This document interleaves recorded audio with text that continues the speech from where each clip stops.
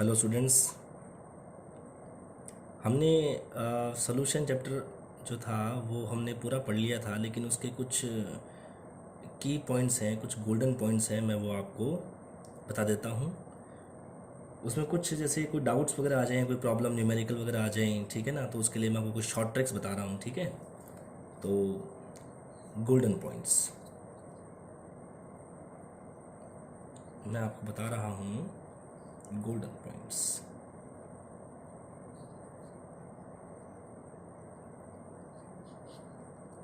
ठीक है, जैसे जो अपन ने फॉर्मूला जो अपन ने पढ़ा है अणुसंख्यक गुणधर्म, ठीक है। अणुसंख्यक जो गुणधर्म होते हैं, ठीक है, वो समानुपाती होते हैं कणों की संख्या के। समानुपाती होंगे किसके? कणों की संख्या के, ठीक है। ये आपका फर्स्ट पॉइंट हो गया, इसको ध्यान रखेंगे आप। अणुसंख्यक जो गुणधर्म है वो समानुपाती होते हैं कणों की संख्या के, ठीक है। जैसे मैं आपको बोलूँगा, जैसे आपसे जैसे अपन ने सबसे फर्स्ट ऑफ ऑल जो हमने पढ़ा है अणुसंख्यक गुणधर्म, वो कौन सा है? वाष्प दाब का आपेक्षिक अवनमन, ठीक है। तो मैं आपको बोलूँगा कि जो वाष्प दाब है, ठीक है ना, सिर्फ वाष्प दाब की बात करूँगा मैं, वाष्प दाब के अवनमन की बात नहीं कर रहा, सिर्फ वाष्प दाब की बात करूँगा। तो जो वाष्प दाब है वो व्युत्क्रमानुपाती होता है कणों की संख्या के। व्युत्क्रमानुपाती क्या होगा? कणों की संख्या की, ठीक है। ऐसे ही सेकंड वाला हमने क्या पढ़ा था? क्वथनांक में उन्नयन, यानी मैं आपसे कहूँगा कि जो क्वथनांक होता है, ठीक है, ओनली क्वथनांक, वो समानुपाती हो जाएगा कणों की संख्या की, कणों की संख्या की, ठीक है। तीसरा हमने कौन सा पढ़ा था? हिमांक में अवनमन, यानी सिर्फ हिमांक की बात कर रहे हैं अपन, तो हिमांक जो होता है वो भी व्युत्क्रमानुपाती हो जाएगा कणों की संख्या के, कणों की संख्या। और जो चौथा अपन ने पढ़ा था वो था परासन दाब। तो जो होता है परासन दाब जो है वो आपका समानुपाती हो जाएगा कणों की संख्या के, कणों की संख्या के, ठीक है। यानी जो अवनमन वाले जो केस थे, अवनमन दो थे, एक तो वाष्प दाब का आपेक्षिक अवनमन और एक था हमारा हिमांक, हिमांक में अवनमन, ठीक है। तो ये दोनों तो व्युत्क्रमानुपाती है कणों की संख्या के। और एक हमारा था क्वथनांक में उन्नयन, नहीं सिर्फ क्वथनांक की बात करेंगे। एक अपना परासन दाब, तो ये कणों की संख्या के समानुपाती होते हैं, ठीक है। इस पर अभी बेसिस में आपसे कोई प्रॉब्लम कहता हूँ, ठीक है, अभी आपको समझ में आ जाएगा। जैसे प्रॉब्लम है, ठीक है, जैसे आपसे कहा जाए कि निम्न में से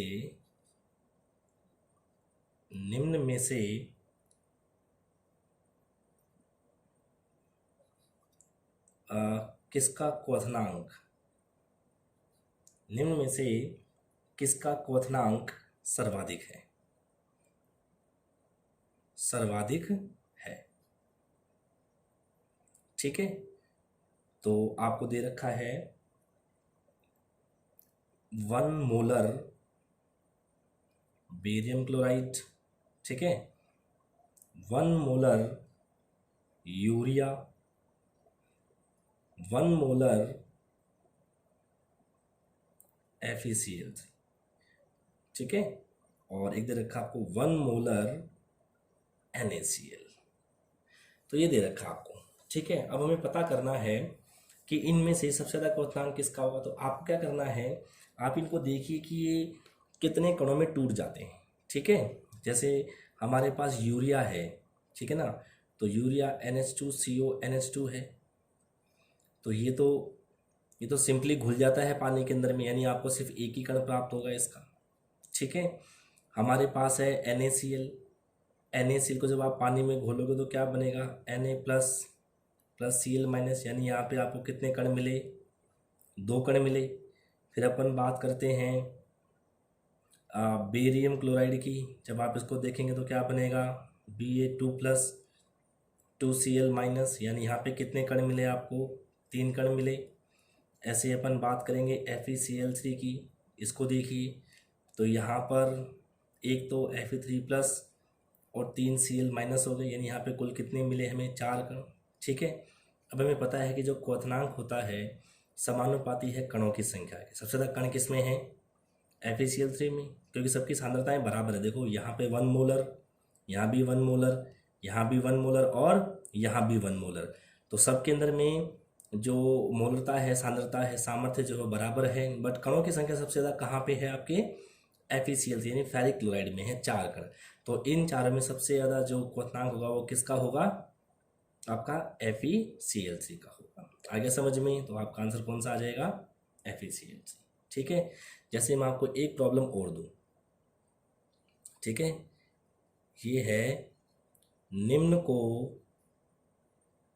उनके हिमांक के घटते क्रम में लिखें,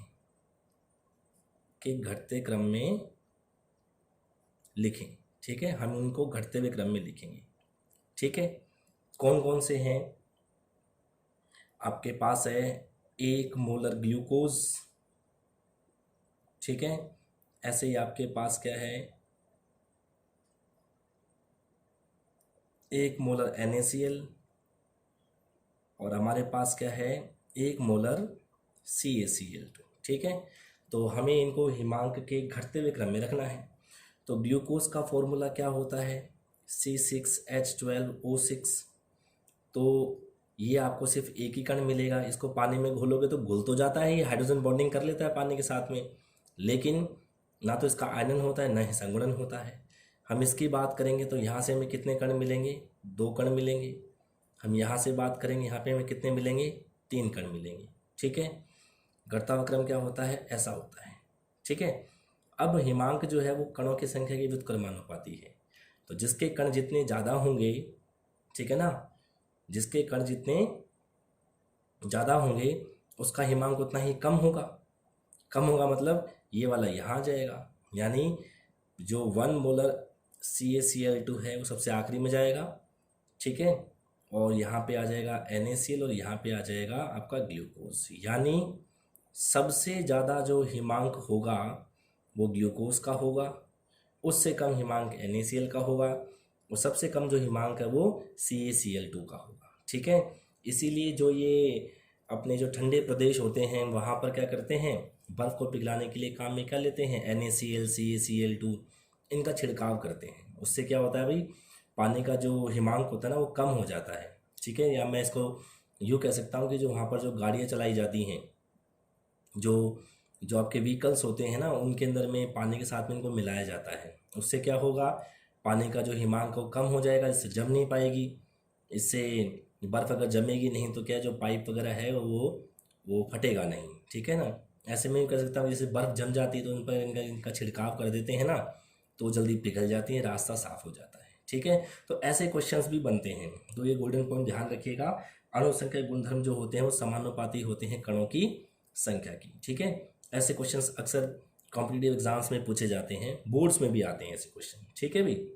तो एक तो गोल्डन पॉइंट आपका ये था, ठीक है। एक गोल्डन पॉइंट एक और है, ठीक है, और गोल्डन पॉइंट है, देखिएगा आप, ठीक है। नंबर ए कंडीशन, ठीक है, यदि संगुणन हो, यदि क्या हो? संगुणन हो, तो जो आई होता है ना वो स्मॉलर देन 1 होगा।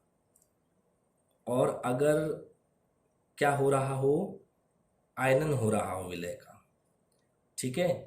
अगर आयनन होता है तो आई का मान 1 से ज़्यादा हो जाता है, ठीक है। और यदि न तो आयनन हो और न ही संगुणन हो, तो क्या होगा? आई का मान किसके बराबर होगा? 1 के होगा, ठीक है। अगर आयनन होता है विलय का, ठीक है, अगर विलय का आयनन होता है तो आई का मान आयनन होता है तो आई का मान 1 से ज़्यादा होगा। अगर संगुणन होता है तो आई का मान 1 से कम होगा। और अगर न तो आयनन होता है न ही संगुणन होता है तो आई का मान 1 के बराबर होगा, ठीक है। एक और लास्ट बात, ठीक है, इसमें हम एक आखिरी गोल्डन पॉइंट की बात करेंगे। तो हमने क्या है, क्वथनांक में उन्नयन भी पढ़ा हमने, हिमांक में अवनमन भी पढ़ा, है ना, हमने वाष्प दाब का अपेक्षिक अवनमन भी पढ़ा। तो हमें वो सारे फॉर्मूलेज हमें याद हैं, ठीक है। तो सारे फॉर्मूलेज कौन कौन से थे देखो अपन बताते हैं, याद करते हैं।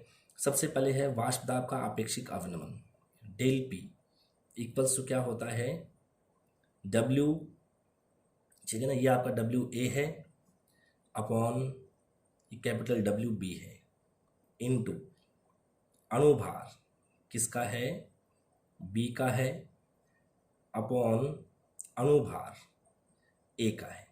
यहाँ पर ध्यान रखना है ए क्या है, विलय है, यहाँ पर जो ए है वो क्या है, विलय है, और जो बी होता है वो क्या होता है आपका, विलायक होता है, ठीक है भाई। तो ये फॉर्मूला होता है। ऐसे ही हमने एक दूसरा फॉर्मूला पढ़ा, क्वथनांक में उन्नयन, डेल टी बी क्या होता है, के बी इंटू ग्राम में भार अपॉन अणुभार इंटू विलायक का ग्राम में भार इंटू 1000, ये होता है। ऐसे ही हमने पढ़ा एक हिमांक में अवनमन का, वो क्या होता है, K F into small W M W into capital W into 1000 था। और एक हमारा जो लास्ट फॉर्मूला है कौन सा, परासन दाब का, तो पाई इक्वल्स जो होता है ग्राम में भार बटे अणु भार, ठीक है ना। यहाँ पे आपके पास था एस टी, यहाँ पे है वी। तो आप देखेंगे ये हमारे 4 फॉर्मूले थे, ठीक है। लेकिन अगर मान लीजिए न्यूमेरिकल में कभी आपको प्रॉब्लम के अंदर में कहता है कि वो 90% वियोजन हो रहा है, या उस विलय का 96% वियोजन हो रहा है, तो हमें उन फॉर्मूले में सब में आई लगाना पड़ेगा। यानी आप इन चारों फॉर्मूले में क्या कर देंगे, इनको आई से मल्टीप्लाई कर देंगे, यानी वॉन्ट ऑफ गुणांक से मल्टीप्लाई कर देंगे। अगर आपको क्वेश्चन देखो, बहुत सिंपल सी बात, अगर क्वेश्चन में आपसे ना वॉन्ट ऑफ गुणांक के बारे में बात नहीं कर रहा है, यानी कहने का मतलब वो आपसे ना तो कह रहा है, आपको ऐसे नहीं कह रहा है कि भाई वो विलय 90% वियोजित है या 96% वियोजित। अगर वो ऐसा नहीं कह रहा है तो आप आई को नहीं लगाएंगे। जैसे मैं आपको एक क्वेश्चन बोलता हूँ, जैसे आपको क्वेश्चन बोला गया है कि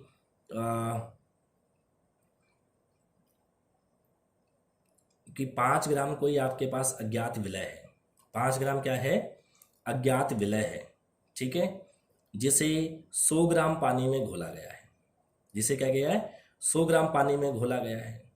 यदि शुद्ध विलायक और विलयन का वाष्प दाब क्रमशः 100 और 90 है, 100 और 90 मिलीमीटर ऑफ Hg है, यदि वह अज्ञात विलय 90% वियोजित होता है तो उसका अणुभार ज्ञात करो। तो उसका हमें क्या ज्ञात करना है, अणुभार। अब देखिए 5 ग्राम विलय हो गया, 100 ग्राम विलायक हो गया, पानी का अणुभार कितना हो गया आपके पास में यहाँ 18 हो गया, ये हमें ज्ञात करना है। आई कह रहा है आपको कितना, 90% वियोजित, यानी यहाँ पे क्या लिखेंगे 0.9, क्या लिखेंगे 0.9।